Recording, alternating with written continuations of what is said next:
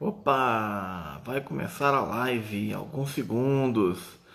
Teremos a live hoje com o escritor Gilson Alencar. Começamos às 14 horas. Sempre bom controlar o tempo aqui, porque tem a questão do Instagram, né? Então, essa live ela não pode durar mais do que uma hora. Mas sempre tem durado perto disso, tem sido muito bom, né? Hoje vamos receber o escritor, né? A semana bastante recheada de atividades literárias. Ele acabou de chegar. Boa tarde, Gilson. Vou adicionar você aqui à nossa conversa. Gilson Alencar.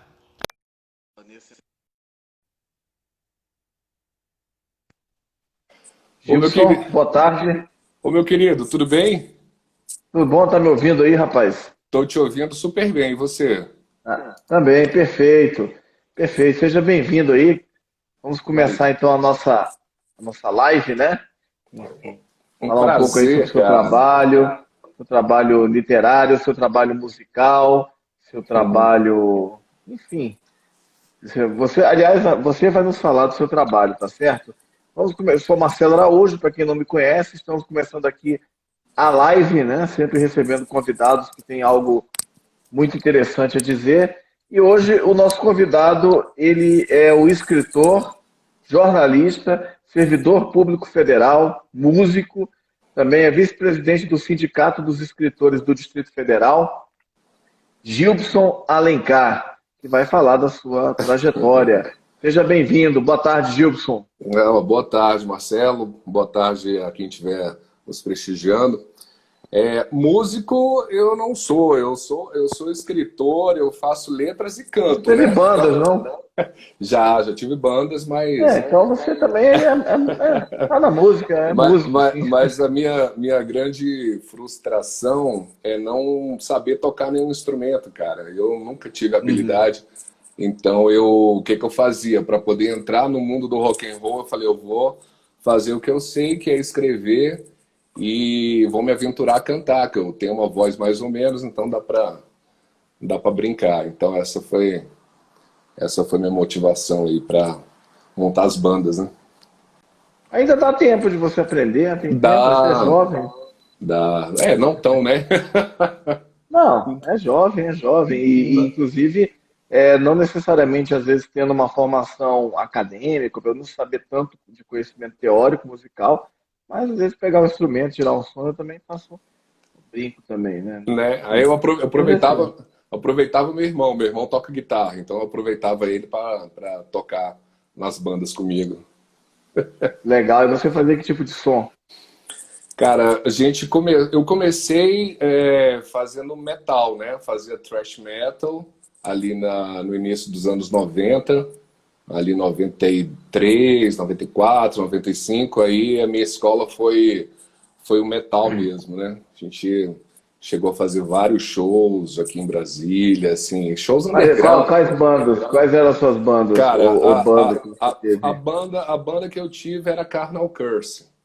Carnal Curse, que era um thrash metal, mas a gente tinha uns arranjos bem legais. Eu tive a sorte de tocar com caras fantásticos, sabe? Assim, pessoas muito jovens na época, mas que tinham um talento enorme. Então, eu fui agraciado com isso. Então, eu consegui mostrar um pouco do que eu sabia fazer por meio desses caras, né, que tocavam e a nossa influência era essa, né? Era o metal e Metallica, Black Sabbath, Megadeth, Slayer, tudo isso aí a gente ouvia naquela época Uhum. e isso influenciou bastante. Bandas de Brasília também, a gente foi muito influenciado por bandas de metal como Dungeon, Do Wrestler, Feijão, né? do Feijão, exatamente. Falecido Feijão. Falecido Era Feijão. um músico muito bom, né? Tocava vários instrumentos, virtuoso, Eu acho que ele também, cantava. eu acho que ele também foi da escola de Escândalo, salvo engano. Ele teve também uma banda que chamava Fallen Angel, aí essa Isso, banda, o vocalista saiu, aí virou Dungeon. Era Dandy, ele, exatamente. o Parente, guitarrista Parente, isso. o Elder na bateria, acho, o É, baixista também, acho que era o eles nome andavam dele. muito juntos aí, o Dungeon e o Restless, né? E aí eu fui Vésperas mexer. era do Marcelo Linhos, né? Isso, exatamente. E hoje Aí ele toca viola, né? Virou violeiro, toca, viola toca, caipira. Já há alguns toco 20 muito anos que ele bem. saiu do metal para música Isso, caipira, né? exatamente. E, cara, aí a nossa escola foi essa. Eu vi esses caras tocando uma vez lá no Teatro Nacional, num show de metal, só as duas bandas tocando, e dali, quando eu vi aquele show, eu falei, cara, é esse som que eu quero fazer. Mas, voltando um pouco, eu sou ali da geração anos 80, né? Assim, nasci em 75, mas comecei a ouvir música ali nos anos 80. Então, eu sempre tive vontade de montar banda, né? Comecei a ouvir rock influenciado por toda aquela geração dos anos 80. E Uhum. pequeno, já com 10 anos de idade, o meu sonho era montar uma banda e tocar, né? Eu lembro que um amigo meu, lá em Goiânia, ele ganhou uma guitarra, ele tinha uns 10, 11 anos de idade, ele falou, vamos montar uma banda. Eu falei, pô, vamos. Eu falei, o que que eu vou tocar? Ele falou, você vai tocar baixo. Eu falei, eu não sabia nem o que que era baixo, entendeu? Eu falei, tá, vou tocar. Aí cheguei pro meu pai, falei, pai, vou montar uma banda e eu tô precisando de um baixo. Aí meu pai riu da minha cara e falou, pô, infelizmente não vai ser possível, né? Não vou dar um baixo para um menino de 10 anos, até porque ele não tinha condições de grana. Na época os instrumentos eram muito Uhum. caros, né? Mas aí eu sempre tive essa vontade. Então eu fui influenciado pela geração do rock anos 80, RPM ali com Loiras Geladas, Ira, Ira, o Traje a Rigor, toda aquela Titãs, Titãs, era Paralamas. a Hanoi Hanoi, Paralamas. E aí eu mudei para Brasília, eu tinha uns 10 anos de idade, e ali eu acho que em Você é da onde? 85 eu nasci em Rondônia, em Guajará-Mirim, que é uma fronteira ali com a Bolívia. E aí eu vim para Goiânia, eu tinha 4, 5 anos de idade. E aí com 10 anos eu vim para Brasília e desde então estou aqui. Então, chegando em Brasília, eu peguei exatamente aquele momento que a Legião Urbana estava começando a estourar mesmo no Brasil inteiro, né? E para mim foi realmente algo que me impulsionou muito a gostar, inclusive, de literatura, graças às letras de Renato Russo, né? Porque eu acho que os primeiros contatos que eu tive com literatura e com poesia foi escutando aqueles LPs e os encartes, né? Isso que eram, poxa, era fantástico, vinham com as letras ali e aquilo me influenciou bastante, né? Então eu sou assim um fruto da geração anos 80, desse rock anos 80, que foi fantástico, né? Um movimento fantástico. E depois eu adentrei no metal, ali no início dos anos 90, e aí foi um esquema de escutar Iron Maiden, daqui a pouco Sepultura, Overdose, bandas mais pesadas, até chegar no mais Dorsal pesado. Atlântica. Exatamente, até chegar em Cannibal Corpse e aquelas bandas mais pesadas do death metal, Napalm Death e tal. Aí eu cheguei nesse ponto aí, e aí depois é que eu fui voltando de novo a ouvir o rock clássico e as bandas que eu também sempre curti, que foi Ramones, Sex Pistols. Então é uma loucura, são muitas influências, né, na minha cabeça e uma coisa vai se ligando à outra. Por meio da cultura rock and roll, eu fui me ligando também na literatura. Então foi por aí. Agora eu queria fazer um parêntese aqui, Uhum. porque eu acho que a importância dos adultos, né, na influência das crianças nesse lado da literatura, que é muito importante. Eu acho que se você tem um filho, neto, sobrinho ou uma criança perto de você, incentive ela na leitura de alguma maneira. Eu fui muito influenciado indiretamente pela minha mãe, né? Minha mãe era uma pessoa que sempre mexeu com moda, costurou a vida inteira, então ela estava sempre ali no cantinho dela, ou na cama lendo revistas. Então eu tenho claro na minha cabeça, várias vezes minha mãe, até hoje, né? Ela, quando a vejo, ela está deitada no sofá lendo as suas revistas de moda, e aquilo foi legal, né? Porque o fato de você ver alguém lendo também te inspira. Minha mãe também era uma grande incentivadora. Eu comecei a ler também por meio de revistas em quadrinhos, entendeu? Turma da Mônica, Walt Disney, tudo isso que chegava para mim ali na minha infância, né? Então isso ajuda bastante, né? Então o que eu peço para os adultos é isso: forneçam leitura para as crianças, não importa como, se vai ser com livros, se vai ser com quadrinhos, mas forneça isso e dê livros também. Eu acho que esse isso é a nossa função, né? A gente educar essas crianças para no futuro a gente ter adultos mais esclarecidos, né? Porque o que a gente vê hoje realmente, infelizmente, eu acho que também é resultado de uma má política de formação cultural dessa geração que a gente está vendo até hoje, né? Assim, então, essa é a dica que eu dou, né? E incentivem suas crianças, professores, incentivem as crianças a ler. Por exemplo, eu sempre fui um aluno, estudei a maior parte do tempo em escola pública aqui em Brasília, né? E eu lembro que em 1987, a minha professora de literatura chegou para a gente falando: olha, hoje morreu um grande escritor brasileiro que era o Drummond. E aí ela fez uma aula baseada no Drummond. Eu não conhecia Drummond, né? Eu era muito, muito novo, ainda não conhecia. Então, a partir daquele fato triste da morte dele, a professora trouxe aquilo para a gente, e aí eu passei a pesquisar, e hoje em dia eu amo a literatura do Drummond. E também sou fruto também daquelas revistas Mad, né? O Mad que chegava para a gente comprava nas banquinhas e tal. Tinha uma revista de skate muito boa também, chamada Overall, acho que era isso, que também trazia muito do universo rock ligado ao skate. Tudo isso ali anos 80, cara. Os quadrinhos mais underground você gostava, tipo Angeli? Gostava do Bob Cuspe, tinha uma outra personagem que me amarrava muito, esqueci o nome dela agora, era a Rebordosa, eu acho. Rebordosa? A Rebordosa. Então, as tirinhas dos jornais, né, era uma coisa muito legal aquilo. Então, essa aí é a minha formação ali na infância, né? Então, é por aí. E muito legal também, porque ali na escola a gente participava, como o ensino público era muito bom naquela época, ali naqueles anos 80, as escolas faziam gincanas em que os alunos dublavam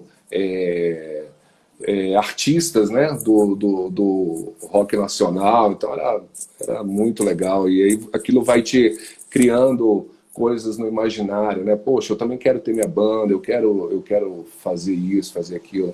Então, eu acho que incentivar crianças e adolescentes é o papel aí dos adultos.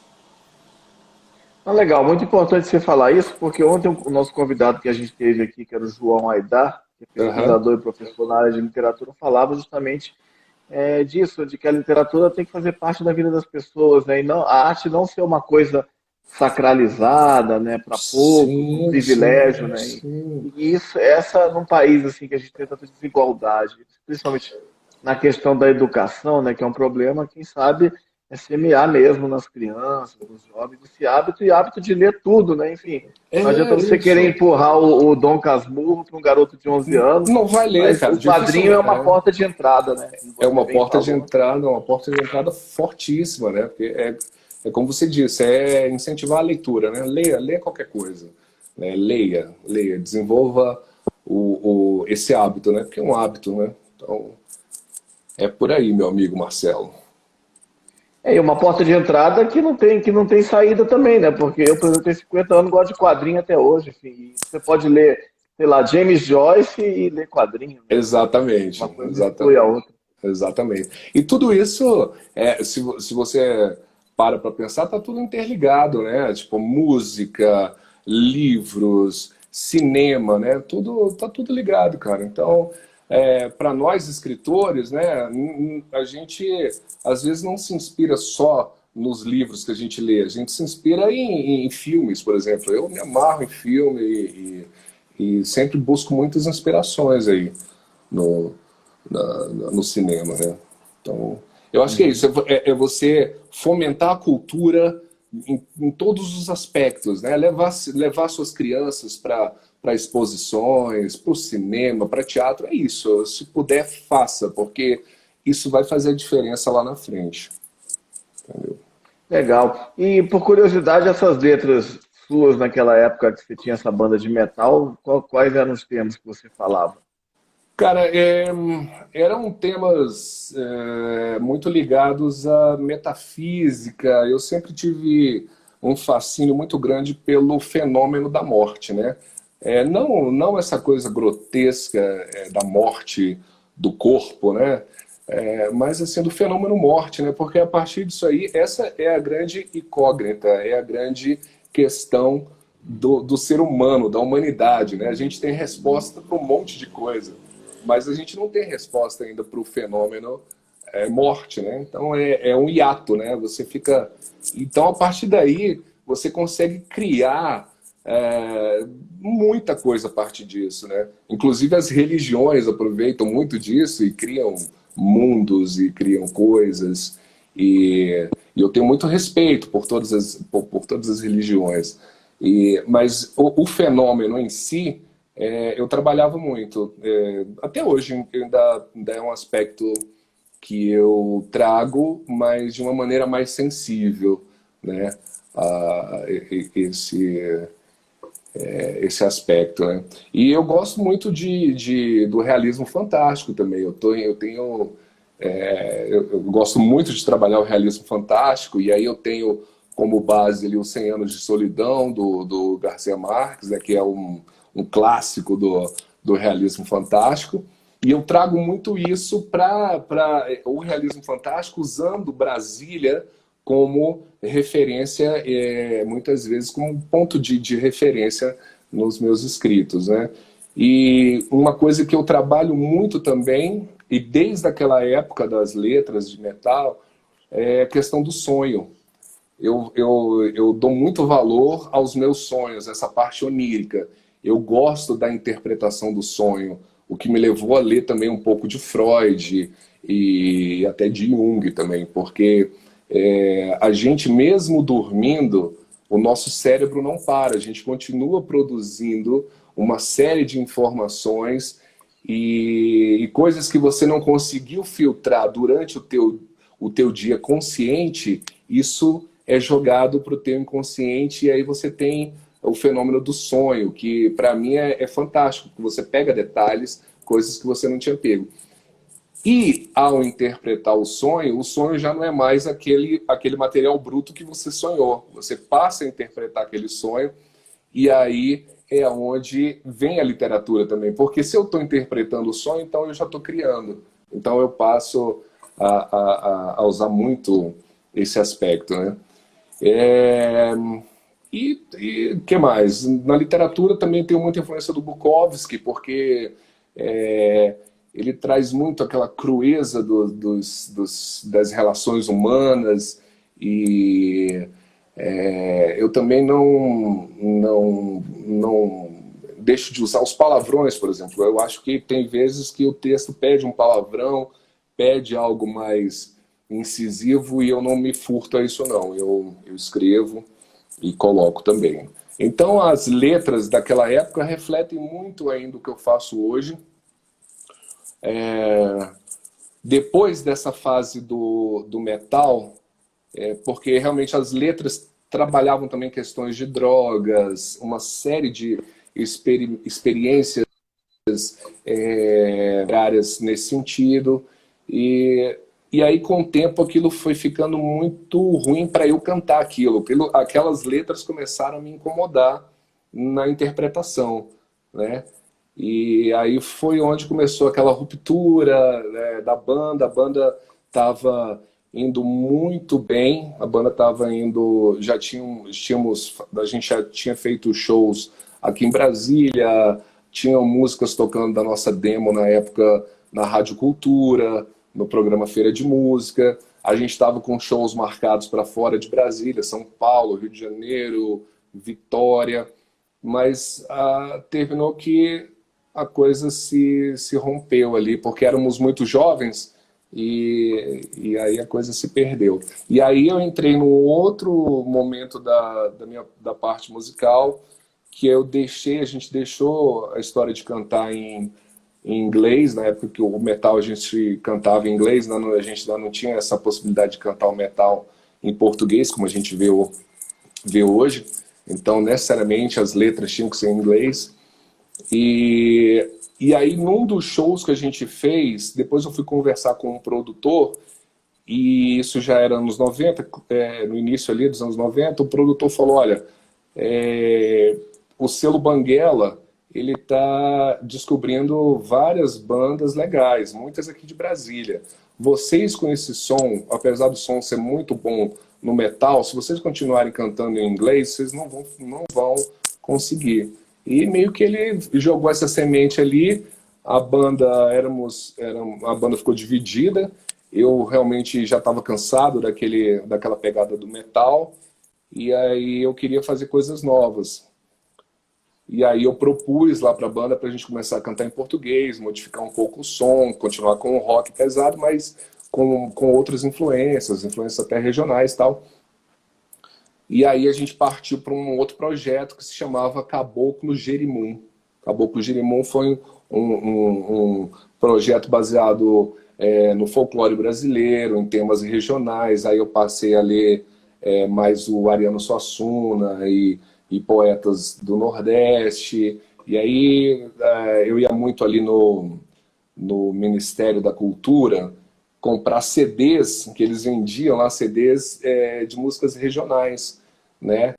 E foi uma fase muito rica, assim. E a gente passou para esse outro projeto do Caboclo Jerimum, que esse projeto a gente ensaiou bastante, fizemos vários ensaios e tal. Foi muito rico na parte de criação de letras para mim e de música para os músicos, mas com essa banda a gente não chegou a fazer show. Foi mais um projeto assim de muitos anos de ensaio, né? Ensaiamos e depois a gente chegou numa certa fase da nossa vida que a gente precisava seguir outros rumos, né? Fazer faculdade, mestrado e não sei o quê, e outras coisas, trabalhar e tal, e aí terminou que esse sonho aí deu uma estagnada, parou, e depois, mais na frente, a gente chegou a voltar também, fazer alguns ensaios, mas parou, né? Parou. Chegamos num ponto que a própria vida colocou a gente em caminhos diversos e aí paramos, cara, com a música, mas foi bem legal, foram experiências bacanas, muito boas. O que veio primeiro para você? Foi escrever poemas, contos ou letras? Começou com poemas ali pelo início da minha adolescência, eu acho que com uns 14 anos de idade, por aí. Eu escrevia porque era o jeito que eu tinha de me entender mais, né? Porque é uma fase muito confusa, aquele início de adolescência e tal, e eu gostava de escrever, mas eu escrevia para mim, eu não tinha coragem de mostrar para ninguém, né? Então começou com os poemas. Aí depois é que eu peguei parte desses poemas e mostrei para uma amiga minha que fazia letras lá no UNB, e tive coragem de mostrar para ela. Ela falou, cara, isso aqui é quase uma poesia, né? Esse quase uma poesia já foi algo que me motivou muito. Falei, pô, que legal, uma pessoa que estuda letras falar que eu estou fazendo quase uma poesia, então eu estou no caminho certo. E aí foi, nunca parei, cara. Depois entrei, fui fazer jornalismo e tal, mas nunca deixei de escrever, sabe? Eu acho que quando você é poeta, escritor, você sabe muito bem disso, que você é escritor, a gente não para, né? A gente parece que tem uma antena e tudo meio que influencia a gente, né? Se a gente vê um filme legal, se a gente vê uma série legal, se a gente escuta uma música bacana, a gente lê alguma coisa, aquilo vai fervilhando na nossa cabeça e a gente termina produzindo coisas, né? Então veio primeiro a poesia, depois as letras e bem depois vieram os contos, né? Comecei a escrever os Uhum. contos e tal. E aí agora, escrevendo os contos e estou vendo que essas coisas estão sendo publicadas e já estou criando coragem para, quem sabe, escrever uma novela ou um romance, né? Quem sabe. Mas a prática do conto é muito legal, né? Porque você consegue colocar vários aspectos em curto, da história, da narrativa, num curto espaço, né?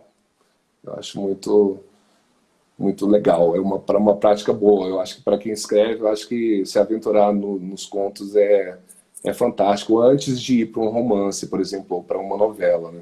O conto fica aí no meio, entre a novela e o romance, ali você encontra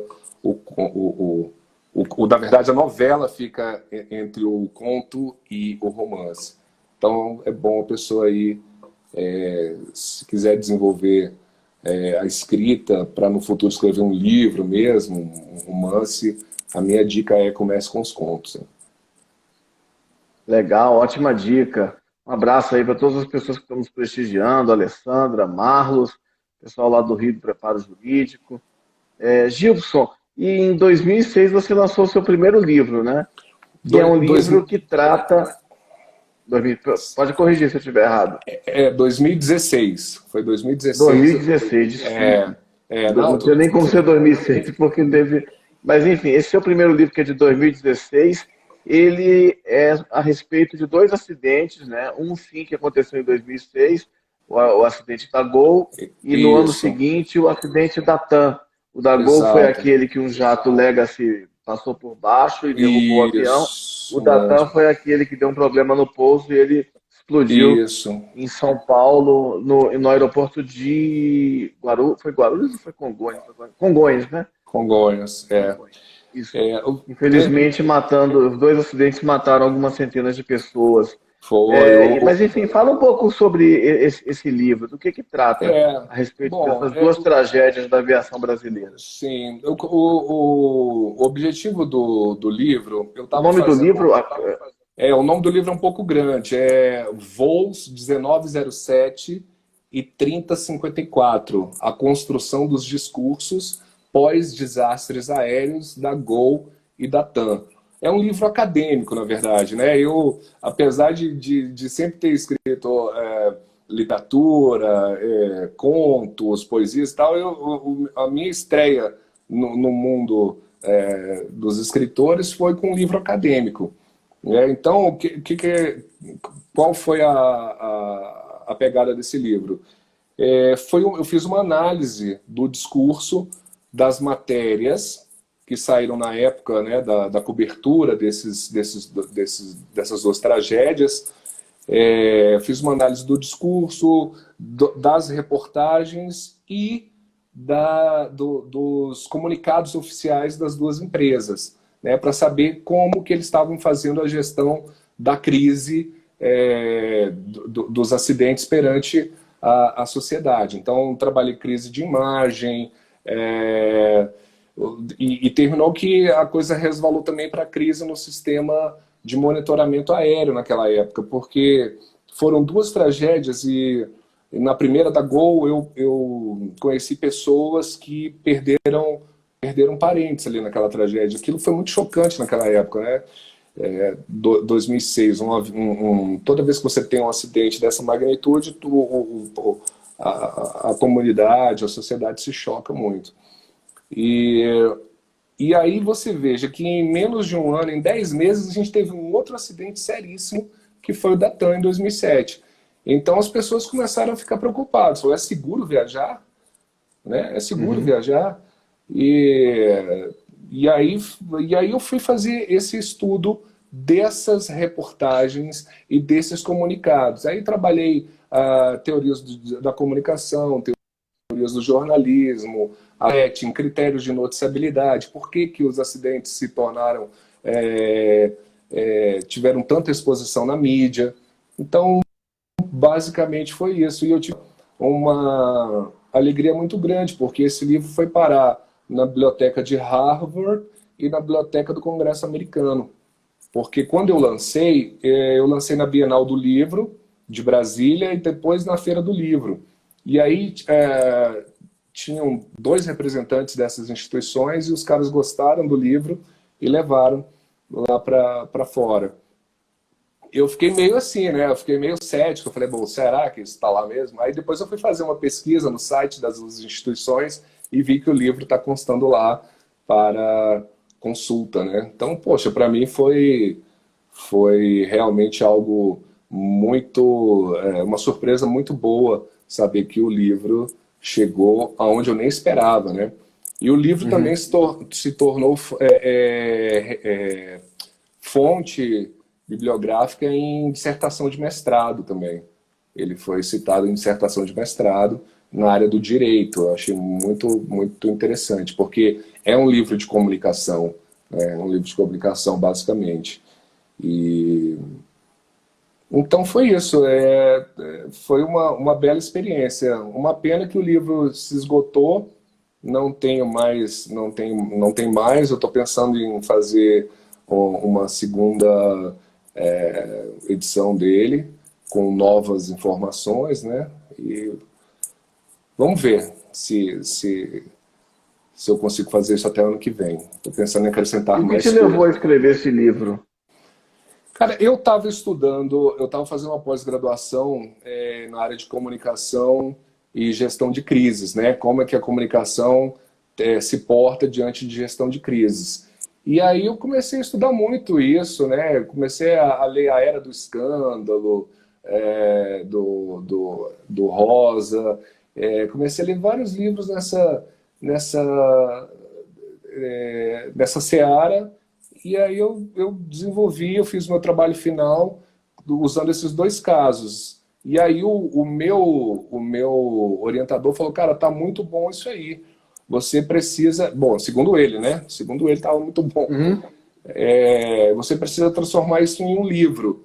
Aí eu falei, pô, mas ele tá com uma cara aí né, de monografia e tal. Ele, não, trabalha isso e coloca no formato de livro e publica. E aí eu fiquei com isso na cabeça, né? Fiquei com isso na cabeça, a coisa não avançou, ficou, e só aconteceu. Isso foi em 2010, eu terminei lançando só em 2016, né? Uhum.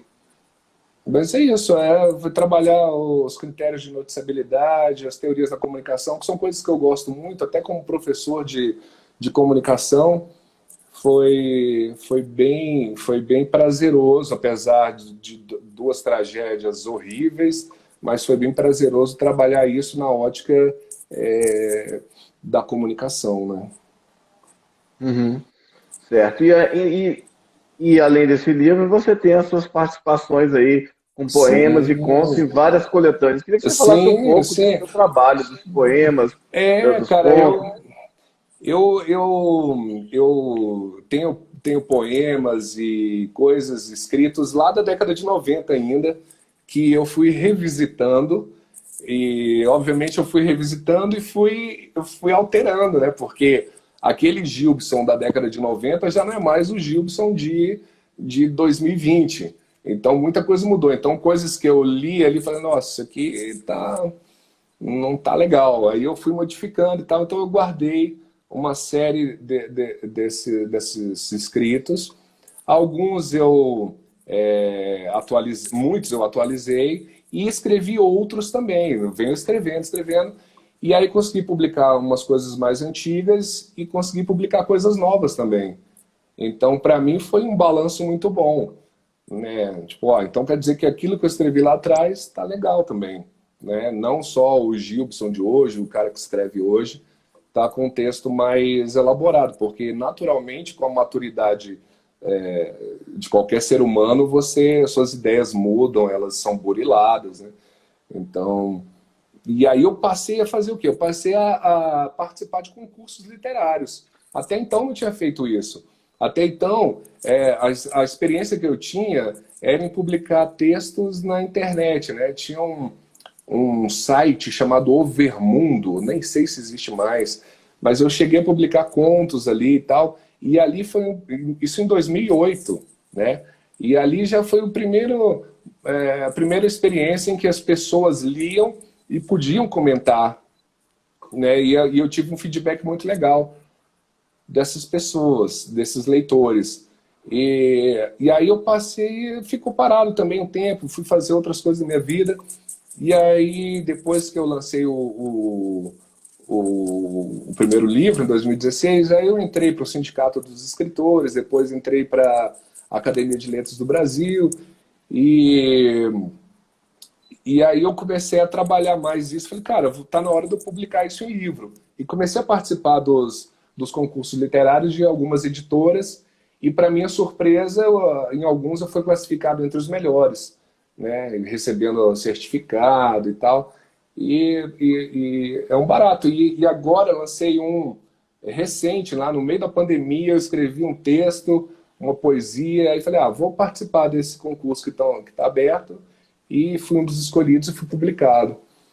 Se você quiser, eu posso até ler essa Claro, última... por favor, por favor. Deixa eu ver se eu acho. Tá aberto aqui para você ler os seus textos também. Pô, legal, cara. Muito, muito obrigado pelo espaço, viu, Marcelo? Valeu mesmo. Imagina, pô, o espaço é seu. Você é uma fábrica de muita coisa legal a falar. Você é uma fábrica de lives, cara. Você é uma fábrica de obrigado. Valeu. Ó, esse texto eu escrevi agora, tem, sei lá, um mês por aí, e ele foi publicado nessa coletânea aqui. Chama Quarentena. Massa, parabéns. Como? Foi publicado nessa coletânea aqui, ó. Poética. Eu vou te pedir só um favor. Você pode dizer o nome do livro porque ele aparece invertido pra gente. Perdão. Chama Poesia Livre, 2020. Não, pode mostrar a capa, só que tem esse detalhe aí, é bom você só falar o nome do livro. Tá, e como chama o poema que você... Quarentena. Escrevi agora. Por favor, lê pra gente. No isolamento, muito pensamento, pouco esquecimento. Quase tudo eu aguento. Vida, trama, morte, drama. Odisseia na minha cama. Conversa no espelho. Armadilha do coelho. Comprimido azul ou vermelho? Pergunta Morfeus. Não sou Neo, nem Deus. Sou Kerouac, Prozac. Online autoriza o saque. Felizes doses de conhaque. Caos, desordem, entropia. Muita louça na minha pia. O eterno retorno dos pratos. Muito bom, rapaz. Muito bom. Muito bom o seu poema e vejo várias referências, né, de Matrix, não é isso? Exatamente. Legal, uma poesia multifacetada e multireferencial, né? Exatamente. Eu gosto muito de trabalhar com isso. É o que eu estava te falando. A gente tem influência aí do cinema, da literatura, então e do próprio cotidiano, né? Porque eu estava aqui nessa pandemia e falei, cara, quantas vezes eu tenho que me deslocar para a pia, né? Para ficar lavando louça. E quando os meus filhos estão aqui comigo, todos nós. E quando meus filhos estão aqui comigo, aí aumenta assim, exponencialmente o número de louças. Aí eu vou para lá, começo a lavar as louças e falo, cara, isso não acaba nunca. Não acaba, cara. Eu termino de lavar, daqui a pouco tá tudo sujo de novo. Então é o eterno retorno dos pratos, né? Então a literatura também ela tem essa capacidade de te divertir, né? E eu, quando tô lavando louça, eu entro em transe, né? Com aquela água ali, eu viajo. Um local que eu penso muito. E aí a gente vai fazendo as referências de coisas da tua própria vida, o Prozac que eu tomo todo dia, e aí você rima com o Kerouac, com os beatniks, aí falei, vai, cara, é muito legal, é divertido. Legal, assim, porque eu sempre fico pensando, né, nas obras aí que a gente já está quase 5 meses, né, vivendo esse isolamento, né, pelo menos parte das pessoas vive esse isolamento, e imaginando que essa situação é mundial e quantas obras, né, musicais, livros, filmes estão saindo ou vão sair desse isolamento, né, tudo isso. Claro, porque Essa paranoia, né? Porque também é uma paranoia, porque é real o não, medo, né? é real, é uma coisa realmente terrível pelo excesso de mortes, né? Uma coisa inacreditável, né? Se você para pensar, a coisa está até se banalizando, porque você vê, ó, mais de 1.000 mortos por Infelizmente. dia, né? Mais de 1.000 mortos por dia. São o quê? São 4 aviões lotados que caem, se você para pensar nisso, né? Para a gente usar essa metáfora do meu livro. É, mas, por um outro lado, está sendo muito interessante, porque eu acho que as pessoas estão se autoconhecendo, cara. Sabe? Eu acho que esse isolamento está fazendo com que a gente reflita muito, né?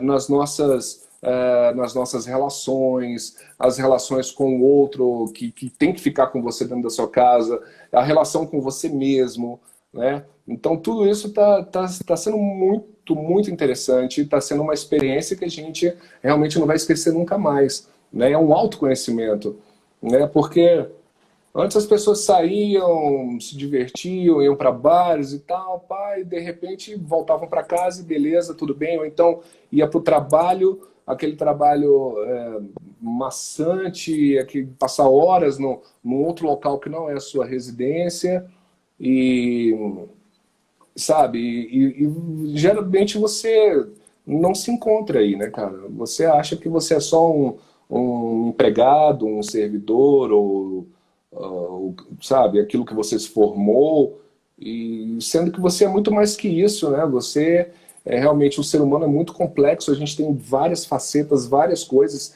tem gente descobrindo talentos aí, cara, isso é muito bacana, né? Tem gente que está aprendendo a bordar, tem gente que está aprendendo a pintar, tem gente que está aprendendo a desenhar, e isso graças ao que? Essa internet 3.0 que a gente tem, que para mim é a grande maravilha dessa pós-modernidade, vamos falar assim, né? É a questão da internet. A gente está aqui agora, eu estou conversando com você para outras pessoas estão assistindo, outras pessoas vão continuar assistindo, graças ao quê? À tecnologia, a essa mediação tecnológica. Então, cara, é loucura, bicho. E o que a gente está vivendo hoje nessa pandemia está sendo, para mim especialmente, eu tô mesmo trabalhando com home office, a gente tem trabalhado até mais, mas pelo menos eu estou no meu ambiente, eu estou na minha casa, eu olho para minha estante, eu vejo os meus livros, eu olho para o meu computador, eu vejo meus e-books ali e tal. Então você está no seu ambiente e isso te favorece muito nessa parte criativa. Uhum. Gilson, e você está com um projeto já de um próximo livro. Eu queria que você falasse para a gente do Sim, trabalho. Um abraço aí, doutor João Batista. um abraço para todos que estão aí prestigiando. Ou para todos, para todos. Marlon. É muito legal. O meu próximo livro já tem até nome. Ele vai se chamar. É um livro de poemas, letras de música e contos, né? Vai se chamar Brutos e Flores, né? Brutos e Flores. Por quê? Porque a minha poesia ela é isso, né? Tem horas que ela é bem lírica mesmo, ela, ela trabalha com esses sentimentos de uma maneira muito delicada, né? Depois eu posso até ler um poema também que foi publicado que expressa bem isso, mesmo tratando da morte e tal, mas tudo de uma maneira muito delicada. Como também tem a parte em que eu meto o pé na porta e escrevo, se tiver que escrever sacanagem, eu vou escrever, se tiver que escrever palavrão, eu vou escrever. Então eu não me, eu não faço um recorte em mim, sabe? Eu deixo a coisa fluir. E quando eu tô nessa pegada mais sentimental, mais delicada, eu escrevo mesmo, não tem problema. E quando eu tô com a pegada mais forte também, vamos que vamos. Não... Então vai ser um livro literário com poesias, contos e letras, né? Letras de música até daquela época lá, do Caboclo Girimum também eu vou trazer de volta, que tem uma pegada regional, né? Eu não sei se eu vou lembrar das letras, mas eu posso até recitar alguma coisa aqui delas. Claro. Não sei se eu vou lembrar, se a minha memória falhar, porque tem muito tempo, mas uma das letras chamava O Cego e o Jagunço. Maluco trocadilho, dente de ouro maltrapilho. Nasceu debaixo do novilho, benzeu com aguardente o próprio filho. Na cintura, grande vergão. Não foi bala, foi tiro não, foi corte de navalha em briga com o ditão. Em cima do caduco marronzão, jumento forte de muita estimação, abria estradas empunhando a razão. Passando isso, avistou um pardieiro, estabelecimento de landulfo roceiro, pobre cego tocador de pandeiro. Estende a mão ao novo amigo, pensa consigo não ser castigo o destino que recebeu. Mas Manduco não ligava, nem um pouco se importava com a sina que Deus lhe deu. Um cabra rude como eu, de aparência bem verdade, não precisa de compaixão. Meu pandeiro é olho forte, seu moço é lupa de precisão. Então, eram essas pegadas Legal. eram essas pegadas regionais aí do Caboclo Girimum, mas Legal. e aí eu vou trazer isso tudo pro mundo dos livros agora, né? Para que mais Lembrou pessoas. a linguagem, para mim, lembrou um pouco a linguagem assim, de alguns escritores, né? Ditos Aham. regionalistas, mas também um pouco a Sim, questão do cordel, do repente, que é uma riqueza fantástico, aí da né? literatura Fantástico, popular, fantástico. da cultura nordestina. Nossa, cara, fantástico, fantástico. E é uma pena, porque antes o Ministério da Cultura, como eu te falei, eles disponibilizavam a preço de custo CDs, cara, de gravações, sabe, da década de 60, década de 70, de manifestações populares, reisados, uma série de manifestações populares, pessoas repentistas e tal. Hoje eu procurei e não encontro mais, a não ser que você vá num sebo e olhe lá para Uhum. encontrar isso, sabe? É uma pena que hoje o nosso Ministério da Cultura nem existe mais, né? Agora é a Secretaria de Cultura e está sucateado. Mas é Uhum. isso, cara. Gilson, legal. Assim, além do seu talento, né, como escritor, como letrista, como contista, você também faz parte da diretoria do Sindicato dos Escritores do Distrito Federal, né? Isso, você é o vice-presidente. O presidente Isso. é o Marcos Linhares, né, também escritor. Grande Marcos E eu Linhares. queria que você falasse um pouco sobre o trabalho que vocês vêm desenvolvendo, porque, enfim, eu vi que é um trabalho sério, um trabalho de abrir espaços, ainda mais nessa época de pandemia, vocês estão divulgando bastante, fazendo lives, fazendo posts, mas já fazia Exato. antes. Eu, inclusive, tive a oportunidade de participar de uma palestra aqui em Brasília, na Foi, Biblioteca Nacional, foi lá graças onde a a gente. vocês. Aí eu agradeço o convite lá que a gente se E foi lá viu. que a gente se Já conheceu. éramos amigos virtuais, mas nos conhecemos Isso, nos conhecemos pessoalmente. Mas pessoalmente. Foi um fale um barato. pouco aí desse trabalho. Nessa atual gestão, o meu papel, né? Eu coloquei como meu papel de vice-presidente, como eu tenho acesso à imprensa, porque como eu sou chefe da assessoria de comunicação da Justiça Federal, então eu tenho um trato constante com a imprensa brasileira.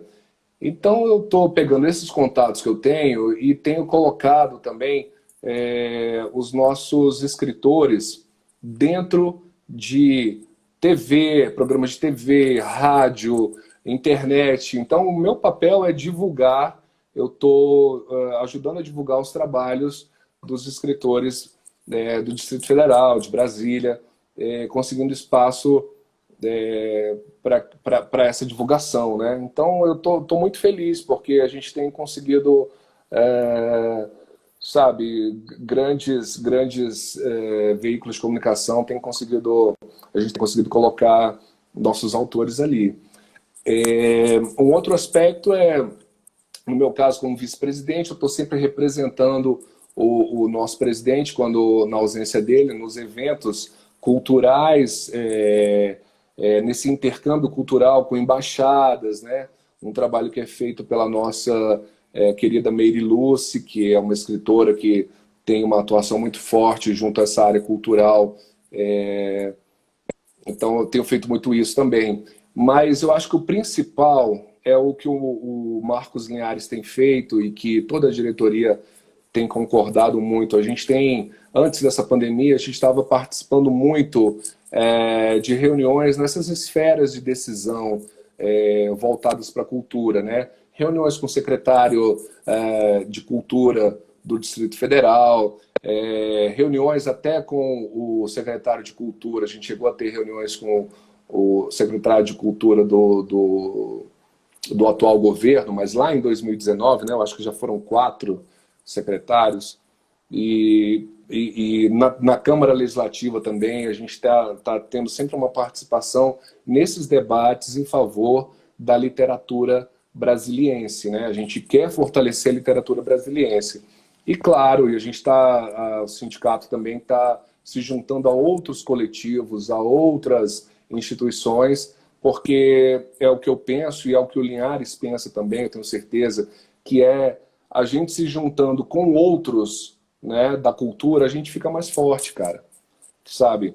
Eu acho que hoje em dia a gente já não... Aquela questão do personalismo, do egoísmo e tal, isso tudo está muito ultrapassado. Hoje em dia a gente tem que pensar no coletivo, sabe? Se o coletivo está indo bem, sabe? Todos vão usufruir disso aí, sabe? Todos vão ter oportunidade de divulgar o seu trabalho e isso vai fortalecer cada vez mais a cena cultural e literária de Brasília, do Distrito Federal e até do entorno, né? E a gente tinha esse projeto muito legal que a gente era uma parceria do Sindicato dos Escritores com a Biblioteca Nacional de Brasília e com a Secretaria de Cultura do DF para ocupar o espaço lá da Biblioteca Nacional. E aí a gente promovia debates com escritores locais. Você foi um dos convidados, né? Você participou. Com o Roberto Clotz, Com falando sobre terror. Fantástico. Eu estava lá, eu assisti, foi muito bacana. Sim, obrigado. Abrimos esse espaço para o debate, né, com os escritores e trazendo plateia, né? Fazendo divulgação, colocando na imprensa, falando, vamos, gente, é de graça. Todo primeiro sábado de cada mês a gente estava promovendo eventos ali, inclusive eventos ligados à literatura infantil, né, capitaneado aí no sindicato pela Gassi Simas, a querida Gassi Simas e a Verônica Vincenza, que são 2 escritoras fantásticas, que têm um trabalho muito legal na literatura infantil, né? Então, a gente tinha esse projeto que deu uma parada, obviamente, por causa dessa pandemia, mas que a gente vai, assim que puder, retornar, porque eu acho que é divulgando a cultura, divulgando os autores locais, que a gente vai se fortalecer e criar um ambiente propício para, sabe, produção de conteúdo literário e até vendas de livros e tudo mais. É muito importante você estar fazendo esse trabalho político e com os coletivos, né? E aí, com essa história da pandemia, aí o Linhares, e juntamente com toda a diretoria, teve a feliz, né, iniciativa de trazer os autores para as nossas redes sociais, né? Então, diversos autores de Brasília, não necessariamente do nosso sindicato, a gente abriu para todo mundo, vieram para as nossas redes para ler seus poemas, para ler seus contos, suas crônicas, e está sendo muito legal. A gente está tendo um engajamento nas redes sociais muito grande, né? Então, e dando espaço, abrindo espaço, e é isso que a gente tem que fazer, abrir espaço. Abrir espaço porque não tem autor melhor ou pior do que o outro, né? Somos todos autores, somos todos escritores, e está cada um na sua luta, né? Mas quando a gente se junta, a gente consegue fazer coisas bem legais e consegue crescer, né? Então, Tem uma rádio também, não é isso? Que você participa de uma rádio? Sim, pois é, mas esse tudo que eu te falei agora são ações do Sindicato dos Escritores. A questão da rádio é outro projeto. É outro projeto, que é um projeto da Academia de Letras do Brasil, seccional DF, que é a academia que eu participo. Ela é presidida pelo querido André Pulig, que é um escritor também fantástico. Ele preside a academia. E um dos projetos da LB, durante esse isolamento social, foi a criação da radioletras.com, né? Então a gente criou a rádio, ela é aberta também, não é só da academia, ela é aberta para todos os escritores de Brasília, tá? Se alguém quiser mandar material para a gente, é só falar comigo que a gente está divulgando, tá? É uma rádio web, radioletras.com, e a gente tem ali alguns programas. Tem o Mosaico, né, que é apresentado pelo escritor Raul La Rosa, que é um uruguaio. Ele é uruguaio, mas ele mora muitos anos aqui no Brasil, e ele apresenta o Mosaico, ele apresenta o Segundas Divertidas, Quartas Poéticas e o Tordesilhas, né? Tordesilhas é um programa muito legal, onde a gente convida autores aqui da nossos países vizinhos, né?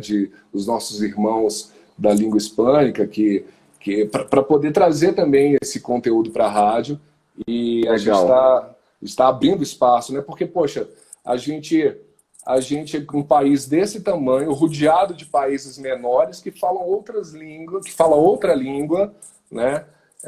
Principalmente aí o espanhol, e a gente meio que se fecha, né? Eu nunca vi isso. A gente se fecha no português e acabou, entendeu? A gente não tem, por exemplo, nas escolas públicas, até, não sei se hoje em dia, mas até um tempo atrás, não era obrigado o ensino do espanhol nas escolas públicas, né? Então, eu acho isso um grande erro, porque a gente termina se isolando dos nossos irmãos aqui vizinhos, países vizinhos, né? Então, a rádio, com os programas Tordesilhas, também abriu esse espaço para os países sul-americanos e para a América Latina como um todo, né?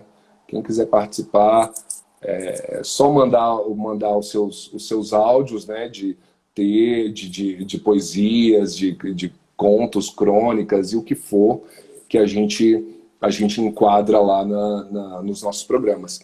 E no sábado, em especial, a gente tem um programa chamado Sábado de Histórias, que é voltado para o público infantil, também coordenado pela Gácia Simas e pela Verônica Vincenza, só com histórias voltadas para as crianças e para o público infantil, né? E temos mais um programa chamado Literato, que é feito pelo próprio André Pulig, que é o presidente da academia, na qual ele vai falar sobre os grandes escritores nacionais e internacionais. E é isso, Legal. meu amigo. Gilson, infelizmente o tempo está esgotando. Foi maravilhosa a conversa. Já acabou? Mas voou, quase na hora de encerrar. Mas eu queria te pedir duas coisas.